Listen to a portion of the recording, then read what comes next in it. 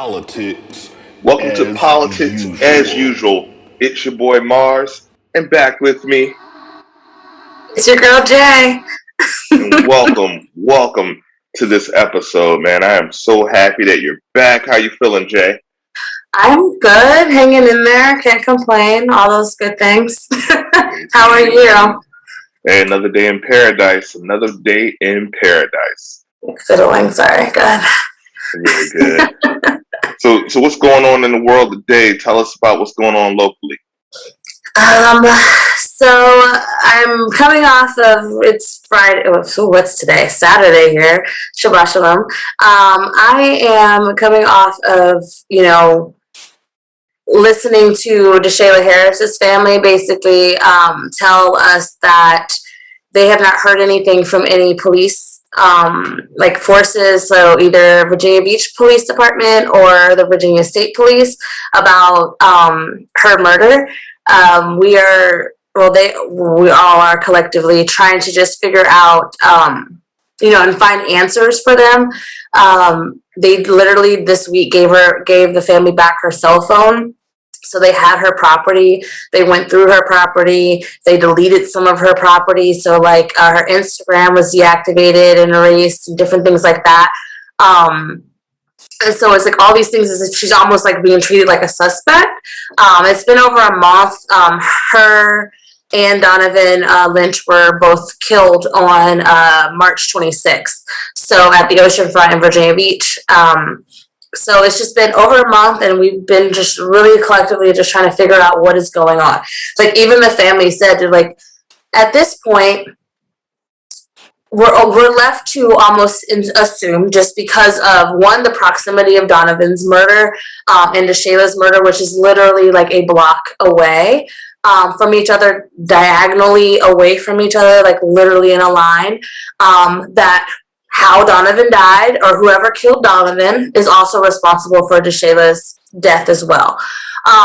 They're all saying, though, it's okay if it's not okay, but if it's an accident, let it be known that it was an accident, right? They're like, we understand things happen, but the fact that you're not telling us anything, the fact that you're not investigating this the way that you said that you would, and just the fact that we, again, just have no answers, it leads us to feel like you're covering it up. And there's really no other way to feel. I feel like in our community, we're at a point where we just can't take what you tell us as face value. We need action behind it. Like there's no longer a place for your prayers and well wishes, at least to me, because I just feel like that's kind of just trite.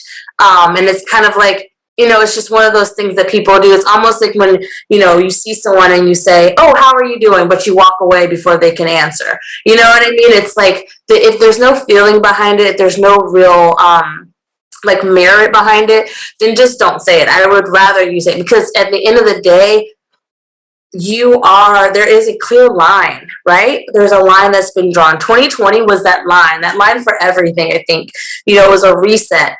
And for me, there's no longer any gray area. You were either with or against. And that's fine. Again, everyone can have their stance, but just own it. You know what I mean? Just stop telling us that you care and that you're working behind the scenes to do this and do that, because it just doesn't show. So just coming off that, we're actually having a march for her today.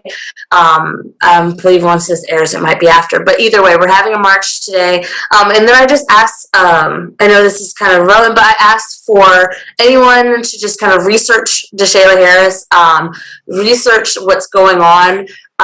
Please tag our governor Northam, our local leadership. If Axon, which is the people that make the body cam, who, our police chief says that's the reason they don't have footage, because it didn't work, even though everyone's saying that that's not the case. But if they don't work, then why is Axon able to sell faulty equipment? Like, everyone needs to be held accountable, and everyone needs to come in and figure out and find the answers for this family, because for all intents and purposes and for every account, she was a literal innocent bystander.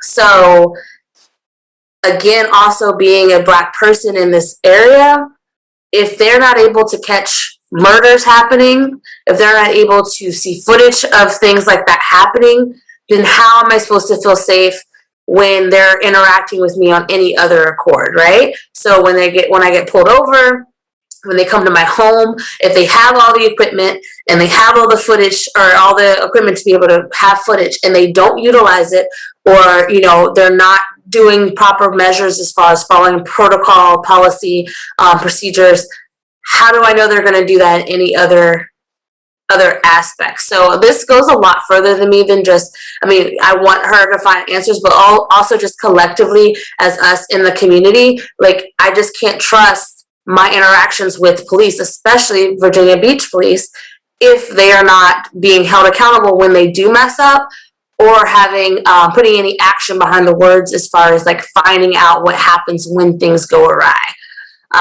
But yeah, that's the fight. It just continues. That family, the Lynch family, they all need answers. The community needs answers for us to feel comfortable. And right now they're just shelling more money into the ocean front. So it's kind of a scary place to think about that, they're shelling all this money to open it up for the tourist season, but not really actually handling any of the things that are happening. So it makes it like, okay, y'all are really, we're just kind of getting brushed aside. Okay. So it's just a weird place to be in. It's still beautiful, but it's weird to be down there and even see people out and about. Cause I'm like, bro, do you understand? People literally just got murdered right here. Like literally you guys are just, let's go to the beach. Let's do this. And I'm like, there's literally a murder right here. They were left out for hours. Like, it's just like all those things. It's like, it just kind of, it's like, ooh, it's a weird whatever. But how about you? How's your life been? Another day in paradise, like I said. I have been piggybacking off of what you just said. That's all we want. We want accountability for these families. We want accountability for the people. We are residents. We are locals. But this is a national story, and we talk about here national stories. But it seems our area stays in the news, so it's. I don't think it's happenstance that we're doing this right now, in this time, in this era. We have people that are really concerned enough to, put this out and get this out there to the people. And we just want accountability. And if we're not going to have accountability, if we're not going to have justice, then, as the saying says, no justice, no peace. So we're going to keep making noise. We're going to keep making volume in every episode. We're going to start with this local report because it's a story that's so important, and we're not going to let these names just fall to the wayside, and we're not going to let this story just die. So we're going to keep going every episode that I have Jay here. We're going to talk about that. We're going to open with that, with any updates. And please do your research, tweet their names. Do not let it fall by the wayside because it's getting warm. People are vaccinated and they want to get back to normalcy, but normal wasn't working. So we have to get to something new, something better, and that's by speaking up and holding people accountable to what they're doing. But thank you so much for that story. Yeah, I'm doing fine. We talked about vaccine. I think we have a great dichotomy here because we have two people, one vaccinated, one not so much, but we both have, concerns, and we're all kind of watching it. I have had my second vaccine. As of today, we're shooting. I am technically completely free. As they say, I'm a fully vaccinated person. I can go back outside and work on my tan. So we'll see what happens in that accord.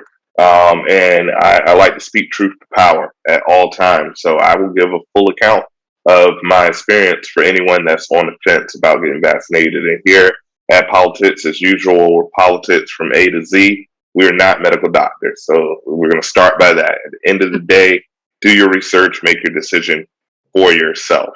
I was isolated pretty much from February of last year, and I, for the most part, been out very rarely.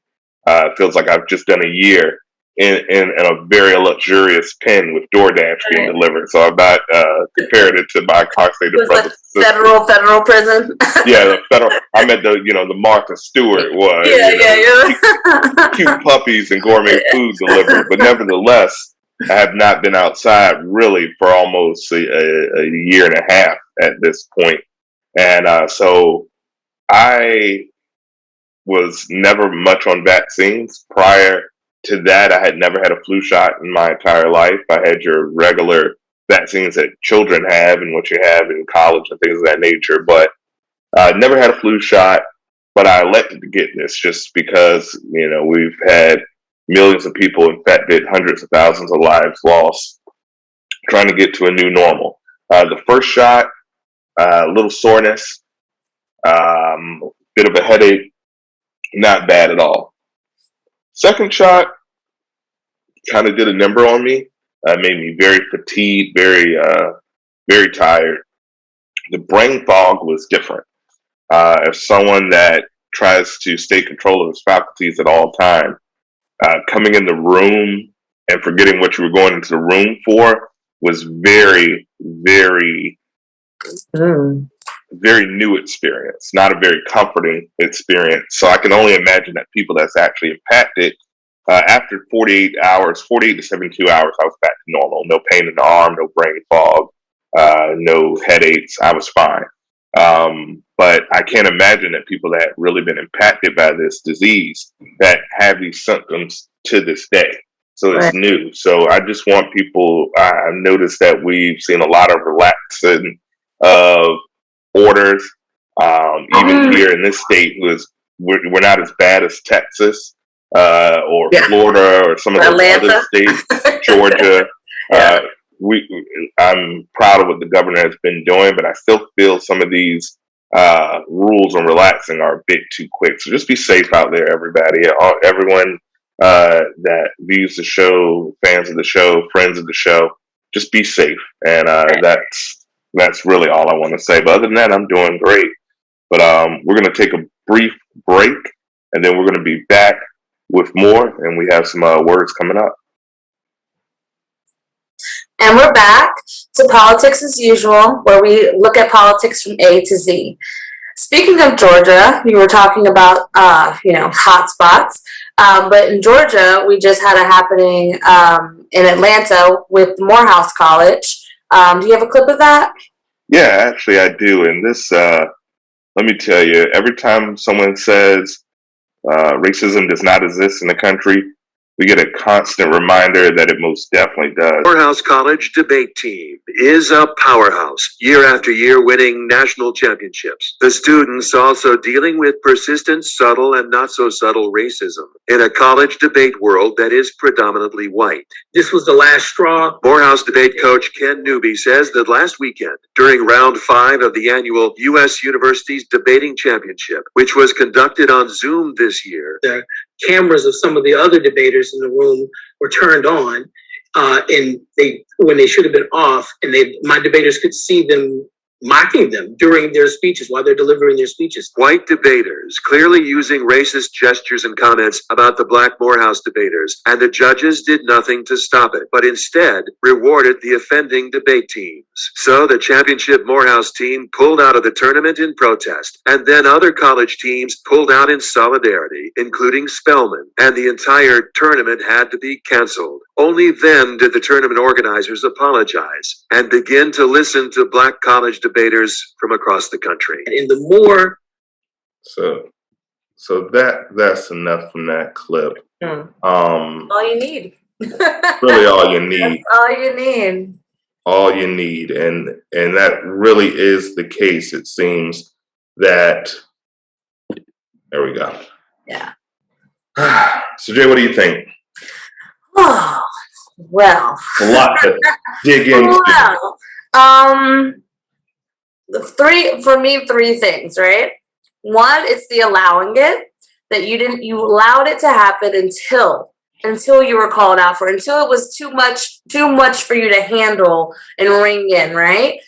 So there's no questioning that you thought that it was acceptable. right? Right. Because if we didn't think it was acceptable, if the environment didn't warrant it being made acceptable, then that would have, one, never happened, but two, it would have been checked immediately, right? Right. I don't think Europeans understand how that feels, how it literally feel, all the microaggressions, all those things like that, and then to have it happen, especially around other people, but especially around authority figures that are supposed to check it, and then it doesn't happen. It just further facilitates to us and lets us know that we're other. Basically, if nothing else, we're not accepted. We're not welcomed, and it's not a space for us. Wherever that space happens, wherever that microaggression happens, right? The other thought for that is, this is what we need. We need, when something happens to you, I don't need to even know, like, what happened. If it happened to you, I'm done. I don't need to support it. I don't need to be there. We're walking out together. I remember there being either, it was a while ago, it was probably like maybe within the year, a little bit more, but it was something happened at like a factory or something. I felt like it was like a plant, or it's like a shipyard type situation, right? But there was a lot of Mexicans that worked there, and apparently something had happened where one or two were fired, and every other Mexican on the working there walked out. They all walked out. Like, there was footage, the workers were like, whoa, what is going on? Like, black workers, white workers, like, oh my goodness, this is serious. But it's that solidarity that gets results. It's the solidarity between the Latino community that got results. It's the solidarity between the Asian community, it gets results. The solidarity between the Jewish community, that gets results. Seeing that your group is not divided within itself already holds so much power. To Right. see that when they realize that that's money, that's not only because once these groups walked out, these other schools walked out, I'm sure it wasn't just black groups. Eventually it was allied groups, allied schools that really stood the ground and was like, oh, I have to say, I can't let our students participate in this, because then we are acknowledging that this is okay. You know what I mean? It's Right. bigger than just like, oh, we want to win an award. Like, no, you, by participating in this, you are now okaying it. And so once they pulled out as well, I'm sure it wasn't even our groups. Our colleges pulled out, they were probably like, whatever. It was when the allied groups pulled out, and then sponsorship probably pulled out, that they were like, oh, okay, we need to do something. You know what I mean? Right. And then just further than that, it's no longer that the fact that apology came after the fact. Don't go back. Y'all need to, whatever schools pulled out, y'all need to start your own competition. Whatever sponsors pulled out, sponsor these new colleges, and have them have another competition. Because apparently, whatever corporation, whatever's putting this on, there's a what do you call it? A Disconnect. But when you say it's the environment, it's the environment that had allowed that, right? Right. That's not gonna change overnight, especially because they didn't check it from the beginning. Right. If they had checked it from the beginning, I would say there was hope. But the fact that, again, all this had to happen before they did it, they're doing it for fluff. And even if they're not, it's cool. We don't need you. We done learned what you're allowing. We're gonna go over here and start our own stuff. And y'all are more than welcome to come over here. But when you're joining over here, we're not allowing that. Right. You know what I mean? Like, this is not for that type of company. And so if you're on that, you can't come over here. Y'all can have fun over there. Y'all can have yourself. We're going to go and start our own thing. And then that's when it really will start to shift too, because going forward, they don't need no money either. You know what I mean? Like, for us, y'all don't need none of our money either. Like, I forget the forgiveness, because we're coming up on a year of people telling us that we mattered all 2020. And now all of a sudden we're back to caring about buildings. Right. You know what I mean? So, go ahead. Yeah, and Morehouse is not a rinky-dink school. If Yeah. this was basketball in a debate, Morehouse would be like Duke University. They're prestigious. Mhm. And so obviously I feel a lot of jealousy. You see these young, beautiful, educated, articulate Black men and women embracing their natural curls and tresses and looking so splendid, and they're so educated and they're kicking lots of butt all around. And I think the difference from this year to probably any other year is that because it's on Zoom, it's being captured. Let's be honest, debates aren't broadcast on ESPN. The average Joe doesn't care about a scholastic debate, even though I still think it's an awesome format. And I would encourage any young student to take a debate class and learn how to express yourself and really use your best weapon, which is your voice. But with this powerhouse walking out, I totally agree. The fact that I'm certain they saw these gestures and these words and it wasn't stopped instantly and they weren't automatically disqualified. Because that's what it should have been. It should have been like, oh, okay, you lost, and the winner of this debate is Morehouse. And keep it moving, and no one would have a problem. The fact that it was caught on camera, that it had to have not only Morehouse and other predominantly Black universities, but also have, as you mentioned, allies walk out. It really just shows that when we're united and we show that help me out there. Solidarity? There you go. There you go. I'm not alone. That's all I hear.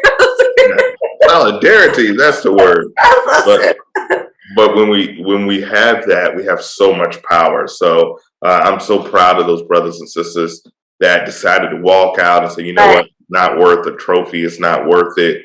And I hope they really do their own thing. We saw this year where, as you mentioned, we've seen it painted on streets, and we've seen corporations come out and talk about how much Black Lives Matter. And 365 days later, we're going right back to where we before. So we have to keep the pressure and remember, hey, you painted that gesture. It's not just a gesture; it's a way of life, and we have to do that if we're going to continue. So that was a very interesting story. But we're going to take. I want to know. First, sorry to stop you. What was the reward they were rewarded?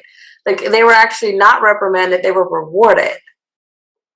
Yeah, I'm not 100% certain. We'll have to take a look. What y'all got to, I guess maybe moving on. I guess maybe moving on to the next round or whatever the case may be. But it's also that, like, you already instilled by you doing that alone. You let them know, oh, you're right. You can do that.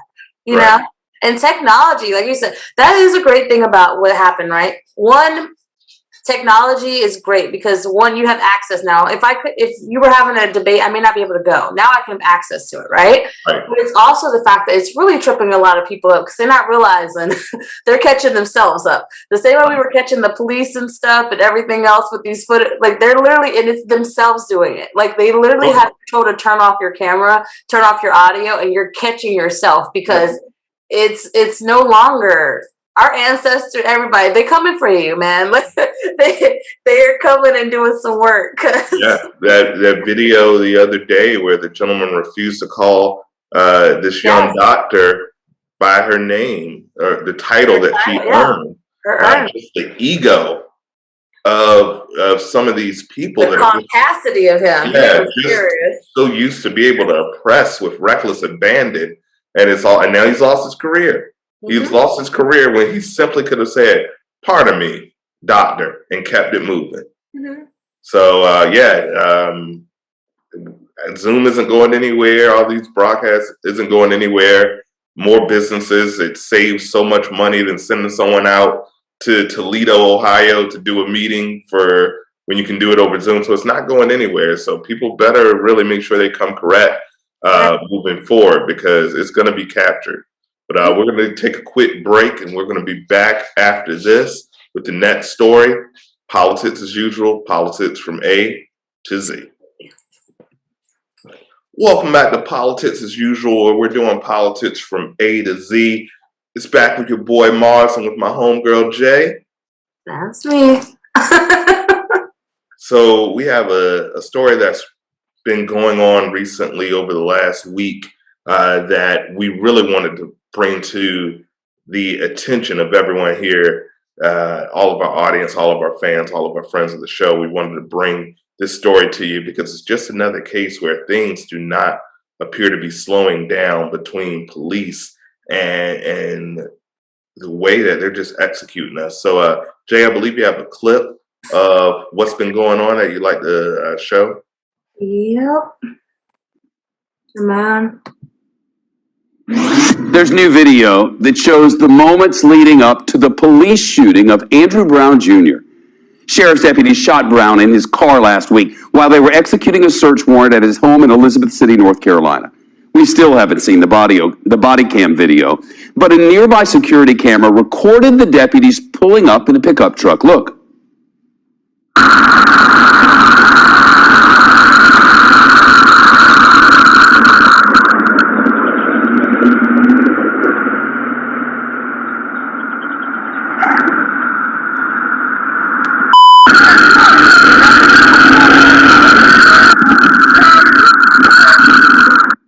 Well, that's the video. New today, the FBI has launched a civil rights investigation into the shooting, and lawyers for Brown's family released their own findings of their own independent autopsy. The lawyers say the cops shot Brown 5 times as they moved in to arrest him. 4 shots in the arm and a kill shot to the back of his head as he tried to drive away. He was leaving the site trying to evade being shot at by these particular law enforcement officers who we believe did nothing but a straight out execution by shooting him in the back of his head as he was trying to get away in a moving vehicle. Well, according to a search warrant, Brown allegedly sold drugs to an undercover informant, and the deputies were there to arrest him for intent to sell 3 grams of meth and 3 grams of cocaine. The family's lawyers say the warrant was no license to kill. The law enforcement in this country cannot be judge, jury, and executioner. Andrew did not get his due process. He was innocent. I don't care what the warrant, what the search warrant, he was innocent. He maintained the presumptions of innocence. Looking ahead, we could find out tomorrow if and when the public might see the police. Wow. Yeah. So I'm going to start. Yes. I'll start with this one. To me, from what I can see, and it was only a 20-second clip, I believe, if that, of footage that they released, appeared to be an execution. Now, in America, you are presumed innocent until proven guilty. So his attorney is absolutely right. We have a thing called due process. We have a legal system that on paper, the burden of proof belongs to the district attorneys, the police, the people who are accusing people of this crime. Mm-hmm. And honestly, I don't care if this guy was Tony Montana reincarnated. Yeah. I don't care if he had kilos and kilos of cocaine from the floor to the wall, much less 3 grams of cocaine and 3 grams of meth. Mm-hmm. That we don't bring in this country. We have no planes. We don't have border control. And people are buying. The people that are probably coming to the neighborhood that are buying it, if he was guilty of that, probably don't look like him. Mm-hmm. But that's neither here nor there. The point is, the police, the jump out boys, 12, whatever you want to call them, has become, from what I can only say I've seen and experienced time after time, an execution squad, a hit squad. And that's not their purpose. So when we say defund the police, or to some more extreme, some say abolish the police, it seems to me that people are so focused on what's going to happen if the police were just gone. Who are you going to call? Well, I tell you who, at this point, I don't feel comfortable calling. Call my mom. Call my friends. Call my family. Call a social worker. Call Ghostbusters. Anyone. Right. But don't call the police. Please No. don't call the police. Yeah. So that's really all I have to say about that. It seems like a cold-blooded execution. We're going to monitor this story. But 4 shots in the arm and a kill shot to the base of the head. Seems like they came there with purpose. Mm-hmm. And like I said, I'm not as scared of anyone with a blue bandana. I'm not scared of anyone with a red bandana. Never have been. But I've always been scared of a shield and a blue uniform or a black uniform. Mm-hmm. And I haven't committed a crime in my life. So it just shows you. But Jay, what do you think? I think for me, the biggest part of this is, what does transparency mean? Because we keep talking about, we want transparency from our police departments and our leadership and everything. And they keep saying, we want to do the same thing and we want to be able to give you all that and, tell you everything that happens. But then in the same instance, you have this family saying, we want all the footage. We want it out. We should be out. We'll give you 48 hours. Just give us all the footage. And they're like, okay, we'll do that. The time comes and they go, actually, some of the officers up there don't want to be seen. So we're going to actually take some time and edit them out of the footage. Oh, and then there's some things, maybe conversations you shouldn't see. We're going to edit those out too. Oh, and whatever the case may be, and literally as time goes on, whatever out of, I think there was said at least it was 6 to 9 officers that were on that scene that possibly had cameras activated. They gave the family 20 seconds of footage from all of those cameras. That is not transparency. That is you being able to give whatever information you feel and deem necessary to people. Even in the courtroom, when they're, again, are asking a judge to release the footage, but they already said they were going to release, they are sitting there telling the judge, the prosecutor, or defense attorney, I guess, for the state, is telling the judge, it's just in the best interest of the family for them not to see the footage. We should just give us 30 days and, give us, we'll look at the officers, we'll take the officers out and all that. And the judge grants that so that we can make sure that the officers are safe and make sure that the, conversations are whatever. And it's just, to me, again, what is transparency? Because if you can fluff and give me whatever definition of transparency there is, then that also means that you're going to give me whatever definition you see fit for accountability. And I don't feel like there's gray area. Again, there's no gray area anymore. It either is or it isn't. And I don't think anybody in their right mind would think that what's happening with that family that's literally asking for transparency and saying we can handle it, even in that 20 seconds, we still saw the most gruesome thing that we could ever imagine happening to one of our loved ones. We saw that and we're willing to see more of it just so that we can get to the truth. And you're still trying to tell me and gaslight me and act as though it's for your best interest. It's for, we're doing what my best interest for you not to ever execute him in the first place. Right. We're past you guys acting as though you care for me. And I think that's the biggest thing. Again, if that's what the law enforcement wants, if that's what the leadership says they want, and that's what the people say that we want, then we need to make sure that pen to paper is set and change to laws is set so that within 48 hours, your FOIA request, your Freedom of Information Act request for information should be granted, period, across the board. Absolutely. Officers always need to have their body cams on, across the board, period. And if they cannot, which like our Virginia Beach Police Department said, oh, well, they handle non-emergency things and confidential information, then that's when we need to make sure that other agencies are handling the non-emergency issues so that they can always have those body cams on and we can always get the footage that we need. That's transparency, period. Stop. Full stop. Yeah. So we're going to keep an eye on this story as well. Some of these stories that we bring to you are one time, one shot. Some we'll keep our eye on because it's important, and it's important for the transformation of this country to actually be a place that works for people of every hue, every shade, every religious background, every sexual orientation, every gender. It can happen, but it starts, number one, with transparency, number two, with accountability and responsibility, and then also making good on what has been done to people from all walks of life. We've already saw, and I'm so thankful that the Stop Asian Hate Act has passed. I'm so happy for that particular group and our brothers in that community, and a bit envious that we can get they could get something passed so quickly.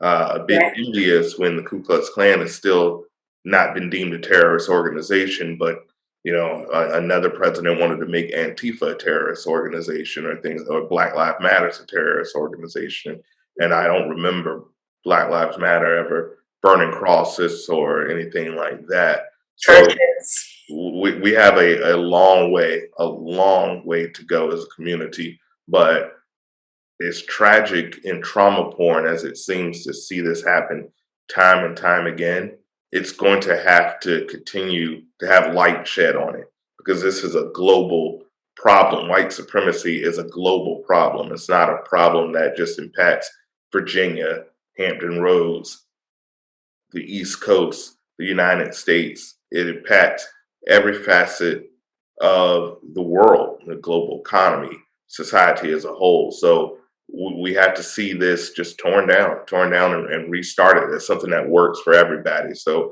we'll keep our eye on this story. We're going to take another brief break, and we'll be back after these words. Hey, and we're back to Politics as Usual, where we examine politics from A to Z. I'm Jay, that's Marz, and we're about to get into Anthony Thompson Jr. Yeah. Dude, We've been what are your we've been following this case since the news broke, and right now the people in Knoxville the city's on fire. The city's on fire right now, not literally but figuratively on fire, because his story is just really sad. And if you don't know about the story, Anthony Thompson Jr., teenager, he was dating a Caucasian young woman and or girl, and her mother called some type of disagreement, called the police, made some accusations that he had a gun, which apparently he did, but it was for protection because he had been threatened by the girl's father multiple times. And within seconds, the original accusation was that he shot at the officers first, causing the officers to essentially murder this man. And the footage came out, and it doesn't appear that he shot at anyone, that he was not the one who was the first one to shoot, and that it was actually the officers. And that footage is available here at the Down in the Den, although we are, Down in the Den is my other show, but here at so many shows. so many shows, we're working here. We're working out here. But here at Politics as Usual, we give you the politics from A to Z. We give you our views, we give you our feelings. But at the same time, there's some things that are so graphic and so disturbing. We're not about that. We're about uplifting people. We're about giving a voice to the voiceless. We're about showing our local community that people care, but we're not about showing that. So instead of showing the graphic footage, what we will show is just a clip of some of the protests that are going on. So I have some footage for you guys. I'm going to bring that up right now. All right, guys, let's get this footage of just really what's going on right now in Knoxville. It's inspiring, but it's also kind of horrible. So let's take a look. To know that in what should be one of the safest places that a kid should be, that their life can be taken away, that hurts. That's traumatizing. Some kids are trying to hide it. Some are marching like me and screaming loud and trying to let people hear it.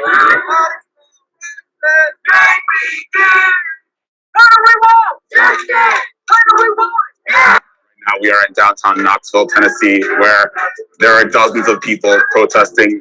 They are demanding justice after the death of Anthony Thompson Jr. by police.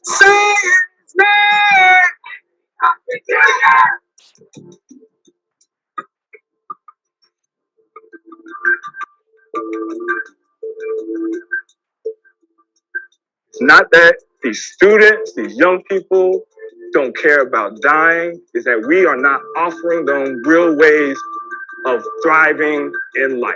And if this doesn't wake us up, I don't know what will. Wow. Yeah. Yeah. So they always say thoughts and prayers, but I think the proper word is accountability and policy change. Right. It is what we need to start hashtagging along with their names. Enough thoughts and prayers when it comes to this, because this Right. isn't something that we need divine inspiration or intervention to fix. This is something that we, the flesh and blood men and women of this country, can fix if we actually care. It can be fixed overnight. And I've watched the footage. I won't watch it again. I think, Jay, you can say the same thing. Yeah, I'm good. Yeah, overall, I'm just exhausted for seeing people that could be a friend, a family member, a cousin, myself. I see myself in some of these kids, and you're in the wrong place in the wrong time, or the wrong city, or the wrong block. And some of these officers are treating it like they're in the gang. I've seen videos where officers harassing kids saying, "You shouldn't be in my neighborhood," and the officer isn't even from there. The kid actually is. It's just the audacity. So I'm not going to say thoughts and prayers for Anthony Thompson Jr. What I am going to say is accountability, responsibility, and policy change. Full stop. And that's the view here. Politics, as usual, we want accountability. Jay, what do you feel about the scenario in this case? I always have to take huge breaths before. For me, I think what stands out outside of everything, I like to pinpoint like similarities in a lot of different things and like what is the missing link, right? Like what can we do outside of, we can ask our leadership for change, we can ask for the police department for change, but us as citizens, but also, also like other entities that are around it, right? So in this aspect, for me, it's the media.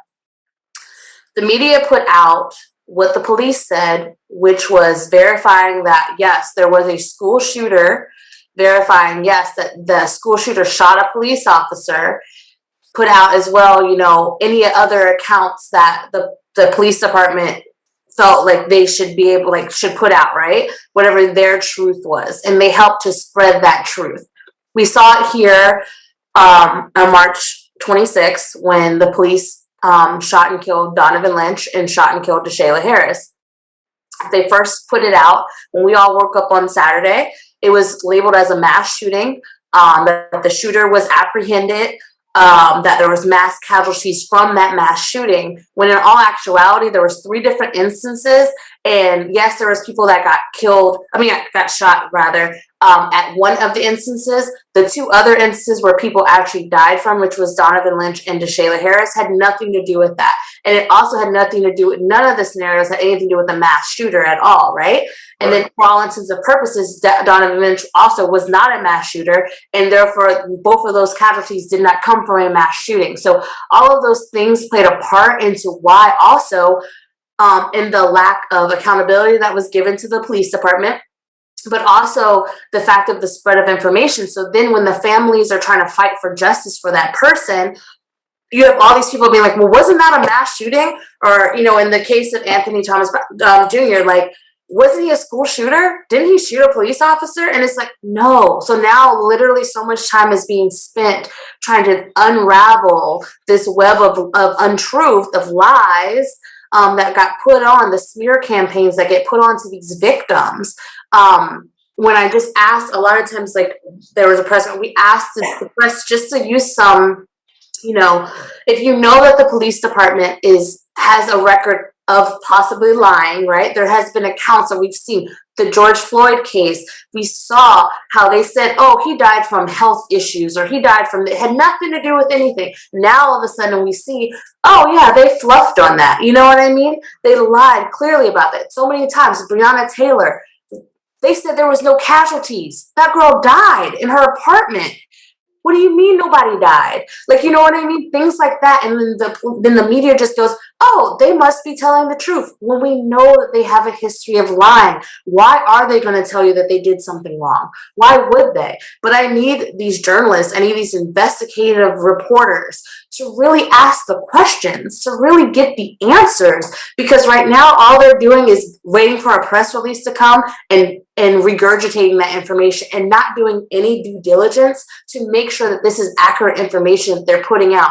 Everybody just wants a story. Everybody just wants clickbait. But at the end of the day, these are our lives that you're playing with. Every thing, every article you write and every stroke of a pen that isn't met by our leadership is all killing us, like literally. And that's just the truth of the matter. So I just need some responsibility to come to the media outlets that are putting out these stories and are using the police officers as their verification and as their source for these stories, and not asking actual questions. Because maybe that comes with those journalists needing to have the same engagement departments or whatever the case may be that these police departments need, as far as engaging the communities that you're trying to get these stories from, so that you feel comfortable going to these people and asking them to tell their story. Because maybe they don't feel comfortable because they know that you are not telling the truth. So that's another reason why they're not going to feel comfortable telling you anything if you don't even have a history, or your agency doesn't have a history of telling the truth. And that's something that just needs to stop. Accountability on all measures, for us, for the police department, for our leadership, and for the media. It all matters. Absolutely. And closing on this story, the mother who called the police, she's expressed regret, sorrow. She knows what she's did. Yeah. And it reminds me a lot of the killer. And I'm just going to be plain. The killer who ended up causing Emmett Till. Mm-hmm.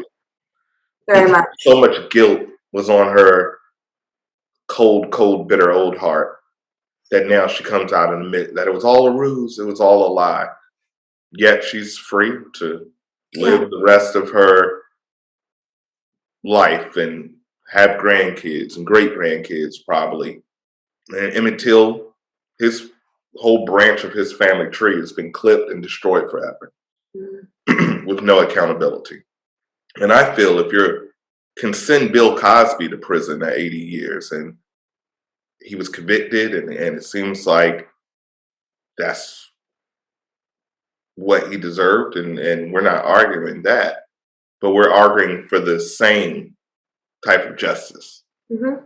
So if Bill, who at one point was America's father, can be sent to prison at 80 years old, why is that woman free to say, I'm sorry, and it costs that man a life? So that's what we mean by accountability in this country. That's the only way that we can continue to grow. And I try to give grace because we are a young country. We're not as old as a Chinese dynasty that's been around for thousands of years. We're not as old as jolly old Britain or France or any of those other countries. But we also, for being a young country and being a country that has people from every walk of life, we have the ability to fix it and fix it now before it's too late. So that's the goal here. And like Jay said, the media, we're the media. And that's why we take time with these stories. We could have released a story when it first launched, but we waited for everything to come out. And if we're a small company doing that, it's no reason that CNN, MSNBC, Fox News can't do the same. Mm-hmm. But it's clickbait. It's all about ratings. So certain aspects that of this society shouldn't be based off of profit. And information is one of those things. And that should only be the freedom of information. Information should be free because it empowers us as a people. And if that information is being blocked, we have to ask why. Mm-hmm. Everything is done for a reason. Why?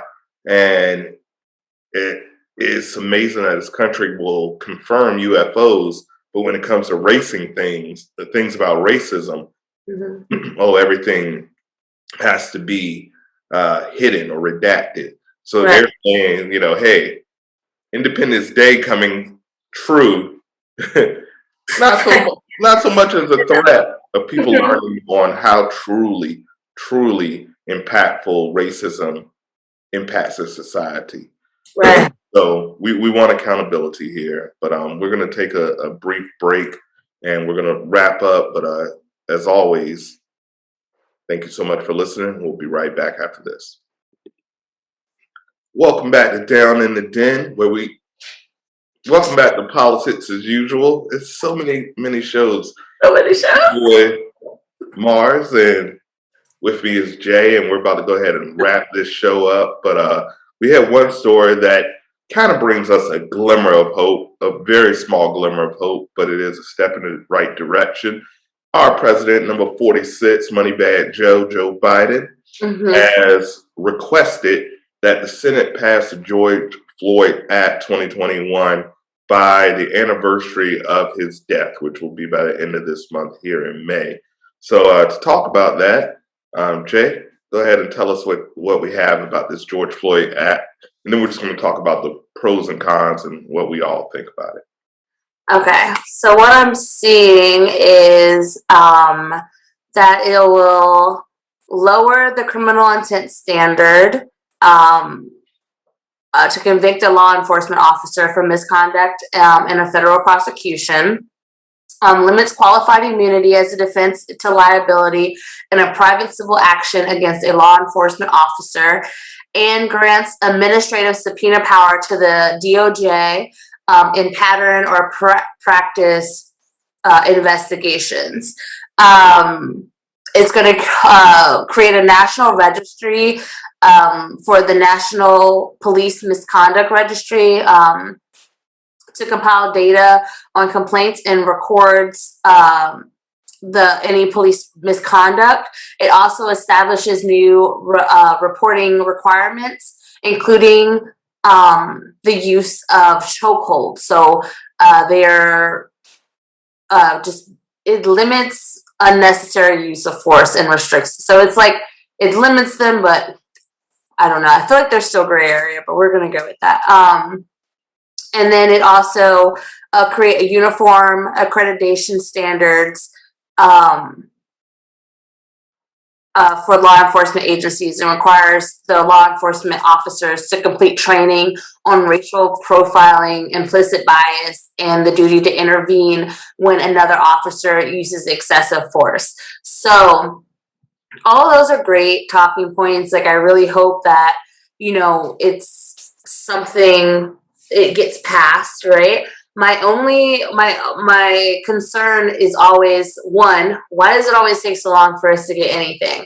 Like, I felt like that the COVID Act, the plan for no discrimination or, for Asians, that passed like literally the next day. Like, they signed it unanimous, like almost unanimous. I think one person voted against it, but done. This has to be like, oh, by May 25th, hopefully we'll get some whatever. And it's like, okay. And even the verbiage to me, it's like, okay, you're going to do something on a federal level. Well, what about the state level? Like, I understand states, but I just feel like they're like basically saying once it gets escalated to federal, then we will prosecute. You know what I mean? And it's like, I need it to be like, no, federally, we are diminishing the use of you're not using your body cams. We're federally telling you you cannot do these moves and these certain procedures. We're federally telling you that, we are going to put you on a register. Because for me, I know, like, I think I've heard doctors and nurses say, like, okay, if they mess up in one state, they can't go to the next state and get another job.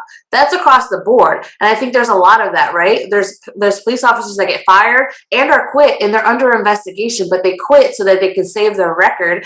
And then they go work in another city or the next state over. And I don't think that's not changing anything, especially if there's not complete standards, like set standards across the board. And that's what's being missed here. And then just the accountability. Like, I'm glad that there's something, but especially when you talk to me about like chokeholds and stuff, chokeholds were illegal when Eric Garner got killed. You know what I mean? Like, they were illegal then, but they still did them. We're telling them to wear body cams. They still don't. Or if they do, they don't turn them on. So it's like, I see what you're going for, but there needs to be like a automatic prison sentence, an automatic like fine that you're gonna have to pay, automatic loss of pension, an automatic like I need those type of words because I feel like every other industry, especially when they deal with the public, especially when they're some sort of service based or any of those type of things, healthcare, restaurants, everything, they all have some sort of stipulations where they are held accountable if something happens to a person while in their care, right? And I just feel like the police force literally has none of that. They literally have less training than all these other industries. They get a license to kill, and they're also able to keep all the money that they got for the years of service when they were doing bad. Like, you know what I mean? So it just makes no sense. It sounds nice and it sounds great, and I'm glad that we're doing this. But the issue with me especially is that this was put forth by people, and I'm glad that Biden's like co-signing it, but he could also do an executive order. Sure. And I feel he's trying to govern a little bit different. But I find it ironic that Biden, who is the father of the Police Act that put so many Black families asunder, that was the father of starting what happened in the 90s with 3 strikes you're out and sentenced so many people of color to jail for the rest of their lives, that this falls on his plate. And that's why I feel what's going on right now in this country is divine. And if you look at the signs, if you look at George Floyd, all the people that were there, and we said this on a previous episode, people that literally, there was a martial artist who knew about blood shows. There was a nurse who knew about resuscitation. There were innocent kids, old men. It's not lost on me. So it's not lost on me that this falls on Joe Biden's plate. It's not lost on me at all. And I feel that his stance has softened over time. I think his time with Obama has softened his stance over time. And I do believe people can change. So I'm not going to hold him for what he did 30 years ago, but I will hold him for what he does right now. And he's done some things that he's gotten a lot of credit for, but I also feel the standard had been set so low by the previous administration. So a lot of the things he did and a lot of the executive orders were just to erase the outrageous things that Trump did, which brings us back to right where we were before, instead of Which wasn't working. Which wasn't working. Eric Garner happened under Obama, I believe, if I'm not mistaken. Yeah. Tamir Rice certainly happened under Obama. Sandra Bland, all of these things, and a lot of things happened under Trump, and it's been happening under Clinton, under Reagan, under every single president. Black men and women and people of color have been terrorized by the police. After the police came out in 1989? Yeah. Was it 90? When was Rodney King? 92. 92. So this the riots were 93. Right. So this has been happening for decades upon decades upon decades. 1969, we see Daniel Kaluuya win an Oscar for his portrayal of Fred Hampton. December 4th, 1969, Fred Hampton assassinated by Chicago police. That was over 50 years ago. Yeah. So this has been happening. Police brutality came right out of Jim Crow, which came right out of slavery. They're all extensions of each other. And I think that's why we want so much reform. So yes, this is a step in the right direction. I want it to pass, but it can't be the end. We can't sweep it under the rug. And you're right. You mentioned other industries. I have several friends that are physicians, and you think, oh, you're a doctor, you're rolling. The amount of money they have to pay for malpractice insurance is outrageous. And the amount of training that you have to go. In fact, less people are trying to become doctors, and instead of becoming nurses because they can still make a really good living without having all the school loans and Yeah. all the malpractice insurance that a physician has. So if a physician that has to train for 12 years to become a physician and has to pay thousands of dollars in malpractice insurance a year, and then we have officers that are coming straight out of high school, Mhm. and if something happens to them, we pay for it. The taxpayers pay for it. Their pensions aren't handled. So I've always thought the answer in this country that is strictly capitalistic is mess with the money. Mess Mhm. with the money, you get change because no one likes to see their pocketbook a little bit lighter. So I think that's the key. So I'm hoping this passed, but we're going to have to hold Moneybag Joe. He gave people a stimulus and they were ready to name him the savior. It's not the savior. We have to make sure that we stay on him and Kamala, Mhm. make sure they do what we elected them for, not just take us back to where we were before Trump. And I don't think it's outlandish for us to ask that either, because people are like, "Oh, I don't know who's saying, but I feel like people will be like, oh, you're asking him to do so much. You're asking, he just got in office." No. Especially because this man ran on a campaign saying, "How dare you even consider yourself black if you don't vote for me?" Well, what does that mean, Joe? What does that mean? Because okay, I'm black. But what about what you say you're going to do for us? Because we're a great platform to stand on to boost you up and get where you wanted to go. But now all of a sudden, now that you're in the position, it's like, can you just wait a little bit. Let me take care of this. Just wait, back burner, wait. There's no more waiting. Right. The same stories that we're saying, our grandparents were saying. We were raised on it. It's in our souls. Like there's no more waiting. And even while you need time to do that, just know that like that's great. You need time. We're moving forward. Whatever that means, we're gonna move forward because we cannot sit here and wait while we die and we create new hashtags and everything.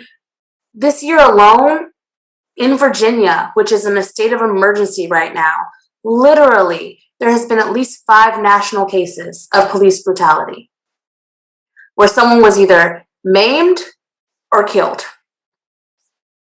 How is that possible? In one state, 5 national cases, and nothing's being done. So I cannot fathom how anyone in leadership or anyone even in the community can ask anyone to be more patient than the parents of these kids that have died, than the communities that love these people that have been killed, than anyone. I just don't understand how you can expect there to just be like, just give us a summer, like in Virginia, just give us a summer of more tourism and more money and then we'll deal with you. No. What does no justice, no peace mean? It means until we get justice, you don't get peace. And whatever that encompasses, whatever that means, just know whatever comfortability that you sit at right now, it's no longer going to be okay. Because again, people are dying. No more hashtags, man. Enough is enough. And it's not outlandish for anyone to ask for any type of help to stop our bleeding. We're literally stopping our bleed. And every other group gets to come up and get their needs met. And we get to be told, oh, here's some prayers, well wishes, and just be patient. Pray about it. There's not enough prayer in the world. And I'm just over the, oh, well, he has to go through the systems. No, you don't. Because he didn't have to, because the one thing that Trump showed us, you don't need a lot of nothing.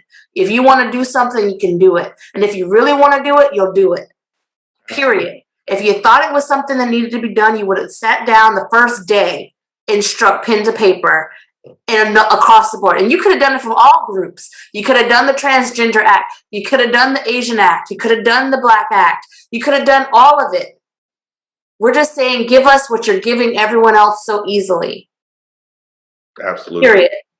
And I understand he wants to be bipartisan, but unfortunately, the right has transformed into something that was always in the undercurrent, but now has become the forefront. And I'm old enough to remember a little bit of Reagan. I remember all of both Bushes. I remember all of Bill Clinton's terms. I remember all of Obama. I remember Donald. I remember it, and I remember well. And I remember how the country was during those time periods. And really, since Reagan, we have seen a systematic destruction of the Black family, the Black power base, communities, education, drug, all of that has been on a downhill. And then we still have media sources such as Fox News that come out and bring Governor DeSantis from Florida and say, oh, we're not even going to have race theory in our classes because this is not a racist country. We have our vice president, who I am not ashamed to say I voted for and support, still say that this country isn't racist, which hurt because they won't even pronounce her name correctly. They won't even give on purpose, not even try to. Right. They won't even give her the respect she deserves as a professional, as an attorney. So I understand wanting to be bipartisan, but I always tell people of other communities, when we come out and we say these things, if you are not racist, we're not talking about you. You shouldn't be mad. You should be agreeing. You should be agreeing. You should have our backs. The time of silence is over, and it's not enough to be not racist. You have to be actively anti-racist, just like you would be anti anything that is against the well-being of the country. That's true patriotism. That's really it. And the CDC has come out and said racism is one of the biggest threats to the well-being of this country. So it should be on everyone's heart, because at this point, I do feel it's at the boiling point, and it's just going to take something so horrific or the wrong person with the wrong connections to really make this tender explode. So you don't want that, because we like comfort too. We like to be able to go visit our friends and family without hopes or threats of, if I get pulled over, not making it home. So we're gonna keep our eye on this story. We hope it passed, but we hope for so much more. This can't be the end. But Jay, did you have any closing comments for the people? Like I said, just stay informed, stay out there, stay persistent. Again, this is an uphill battle, but it's one that we're well equipped to win.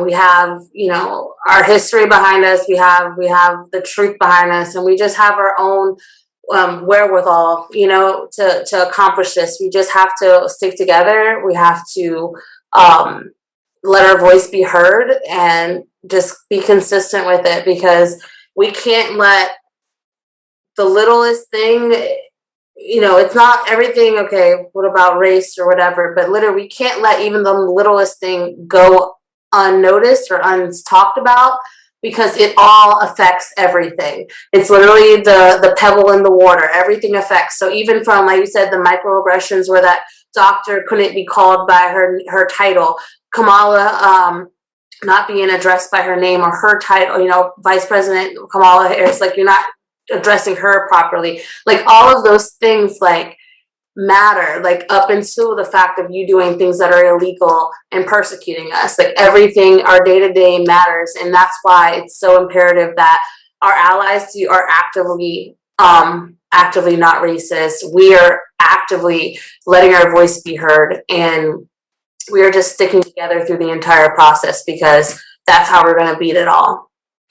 Indeed. Well, you couldn't have said it any better. I thank everyone for joining us on this episode.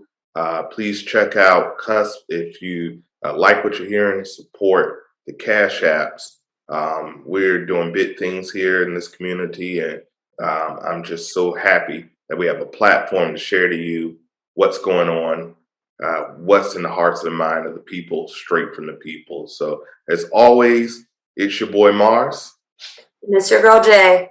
This has been another episode of Politics as usual, where we do politics from A to Z. Like, subscribe, share, check out Cusp, KUSP. Yes. And Jay, anything else? Nope, just like and follow. We are Cusp in Marz Entertainment for all our new videos and content that we'll be putting out there. yeah, to stay woke. Stay woke. As always, deuces. Jesus.